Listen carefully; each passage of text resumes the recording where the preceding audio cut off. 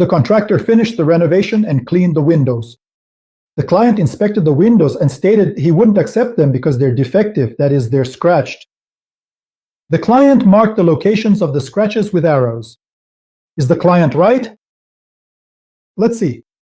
Yes, the scratch is actually visible.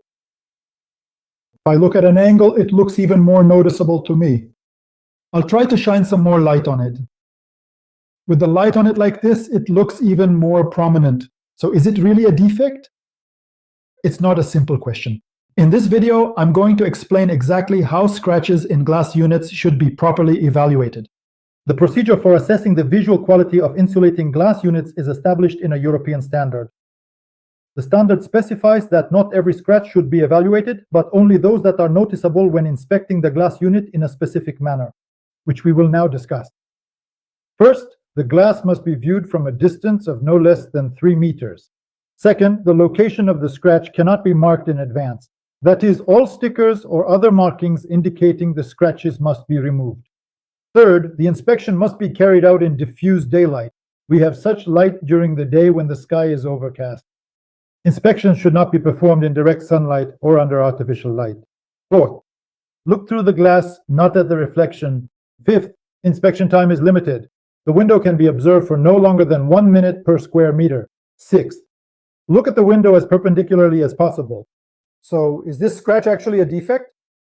To determine that, first we need to step back 3 meters from the window and perform an inspection following the set procedures. During the inspection, we should determine whether this scratch needs to be evaluated. If it does need to be evaluated, we should do so according to the rules set in the standard, which we're going to talk about now. The standard distinguishes between 2 types of scratches. The first type includes hairline scratches. The other type includes all other scratches. The standard sets different criteria for classifying these types of scratches as defects. The standard stipulates that hairline scratches are considered defects only if they form a cluster on the glass. The acceptability of other scratches depends on their location in the glass unit, the length of a single scratch, and the sum of the lengths of all scratches. To summarize, the standard provides objective criteria for assessing the quality of glass units, but subjectivity cannot be avoided due to the following circumstances. First, people's ability to spot scratches varies, so when different evaluators conduct the inspection, we may get different results. Second, the standard doesn't set a numerical limit for illumination in lux. Different results can be obtained under different lighting conditions.